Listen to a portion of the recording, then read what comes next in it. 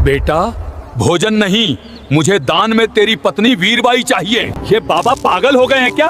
कैसी मांग कर रहे हैं? बस इसी एक मांग ने पूरे गांव को ऐसा झटका दिया कि सबका मुंह खुला का खुला रह गया। आखिर भला एक पति अपनी ही धर्मपत्नी को दान कैसे कर सकता है? ये कहानी है 19वीं सदी के गुजरात के वीरपुर गांव की, जहां संत जलाराम बापा अपनी पत्नी के साथ रहते थे। उनका एक ही नियम था, मेरे दरवाजे पर आया कोई भी कभी खाली हाथ नहीं जाएगा। हजारों लोग आते, कोई रोटी मांगता तो कोई कपड़ा, अन्न और धन तो सब मांगते थे। लेकिन उस दिन भगवान ने सोचा, आज इनकी सबसे प्रिय चीज मांग कर देखता हूँ। भक्त की परीक्षा लेने के लिए स्वयं भगवान ने एक बेहद बूढ़े और लाचार साधु का रूप धरा और भिक्षा मांगने उनके दरवाजे पर खड़े हो गए। बापा ने सब कुछ देने की कोशिश की, लेकिन उन्होंने अन्न धन ठुकरा दिया और सीधे पत्नी के दान की जिद पकड़ ली।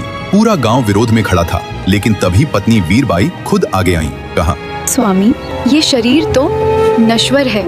अगर संत को मेरी सेवा चाहिए तो मुझे खुशी खुशी दान कर दीजिए। जलाराम बापा ने भी पत्थर दिल कर लिया और अपने धर्म की खातिर अपनी पत्नी को उस साधु के साथ विदा तो कर दिया। लेकिन असली परीक्षा तो अब शुरू होने वाली थी। जंगल के बीचों बीच पहुंचकर साधु ने अपनी झोली और डंडा वीरबाई को थमाया और बोले, बेटी, इन्हें संभालना, मैं अभी आया। घंटों बीत गए, सूरज ढल गया, पूरा जंगल छान मारा, लेकिन वो बूढ़ा इंसान जैसे हवा में गायब हो गया था। सच तो ये था कि वहाँ कोई साधु था ही नहीं, वो स्वयं परमात्मा थे। आज भी वीरपुर के मंदिर में वो झोली और डंडा मौजूद है, जिसके दर्शन के लिए दुनिया भर से लोग आते हैं। भक्त की परीक्षा लेने आए प्रभु श्री राम के लिए कमेंट में जय श्री राम अवश्य लिखें।